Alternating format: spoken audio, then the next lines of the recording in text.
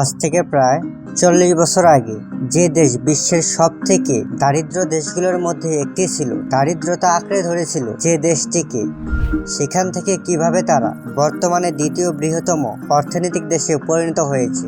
বিশ্বের ফ্যাক্টরি নামে পরিচিত এত অল্প সময়ে গ্লোবাল সুপার পাওয়ার হয়ে ওঠা চায়নাকে নিয়েই আজকের এই ভিডিও।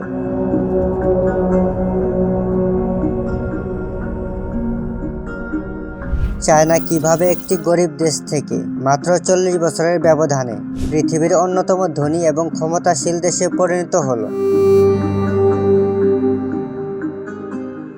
বিশ্বের সব বড় বড় কোম্পানিগুলো কেন চায়নাতেই তাদের প্রোডাক্ট তৈরি করে? আমেরিকা এবং রাশিয়ার মতো শক্তিশালী দেশগুলো কেন চায়নাকে তাদের নিজেদের জন্য হুমকি হিসাবে দেখছে?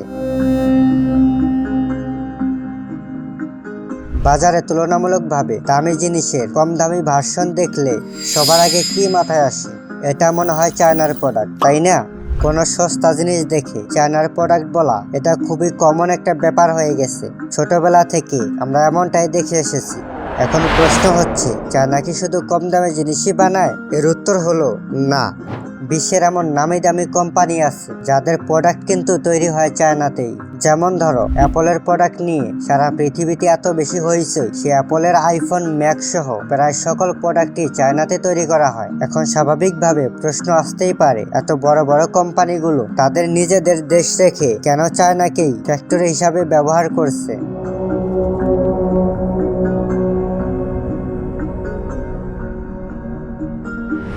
এর উত্তর পেতে হলে আমাদেরকে একটু পিছনে ফিরে যেতে হবে। আজ থেকে প্রায় 80 বছর আগে চায়না তখন চরম দারিদ্রতার মুখোমুখি হয়েছিল। দেশে এত বেশি জনসংখ্যা নিয়ে হিমশিম খাচ্ছে তৎকালীন চীন সরকার। না আছে খাবার, না আছে আয় রোজগার।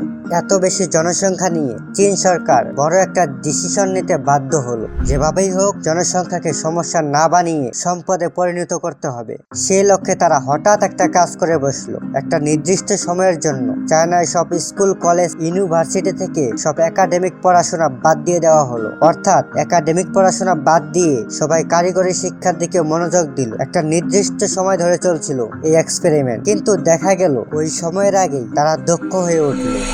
এরপরে চায়না এত বিশাল জনসংখ্যা নিয়ে একটা শক্তিতে পরিণত হলো। তারা এতটাই দক্ষ হয়ে গেল যে তারা যে কোনো জিনিস নিখুঁতভাবে তৈরি করতে পারে। অনেকেই হয়তো শুনেছেন যে চায়নার প্রতিটি ঘরে ঘরে ফ্যাক্টরি রয়েছে। হ্যাঁ, আপনি ঠিকই শুনেছেন। আর এই ফ্যাক্টরিগুলোতে সাধারণ মানুষই কাজ করতে থাকে। এখন কথা হলো, দক্ষ জনসংখ্যা তো তৈরি হলো, কিন্তু এত বিশাল সংখ্যক মানুষের কর্মস্থানের ব্যবস্থা কি হবে? তারা ভেবে দেখলো, বিশ্বের বড় বড় কোম্পানিগুলোকে যদি কোনোভাবে আকৃষ্ট করে চায়নাতে নিয়ে আসা যায়, তাহলে কর্মস্থানের ব্যাপারটা অনেকটাই দূর হবে। তারা ঠিক করলো, বাইরের দেশের কোনো কোম্পানি যদি চায়নাতে ব্যবসা শুরু করতে চায়, তাদের ফ্যাক্টরি বানাতে চায়, তাহলে চায়না সরকার তাদের কাছ থেকে কোনো রকম ট্যাক্স নেবে না। যে কোনো বিদেশি কোম্পানির জন্য এটা কিন্তু একটা লোভনীয় অফার। এই সুযোগ কেই বা হাতছাড়া করবে? একদিকে তারা সস্তায় কাজ করানোর জন্য দক্ষ লোক পাচ্ছে, অন্যদিকে ট্যাক্সও ফ্রি।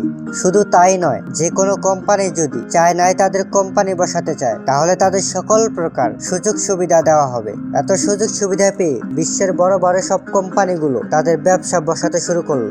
উদাহরণস্বরূপ, বিশ্বের বড় বড় লাক্সারি কোম্পানিগুলো যেমন টেসলা, বিএমডব্লিউ, মার্সিডিজ, অ্যাপেলের মতো সব কোম্পানিগুলো অল্প সময়ের মধ্যে চায়নাতে ব্যবসা নিয়ে আসলো।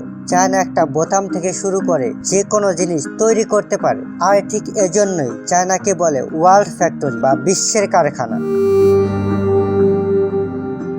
এখন আপনার মাথায় প্রশ্ন আসতেই পারে, চায়না কি শুধুই সব রকম প্রোডাক্ট বানিয়ে মাত্র 40 বছরের ব্যবধানে আজকের এই দিনে এত এগিয়ে? এর উত্তর হচ্ছে না।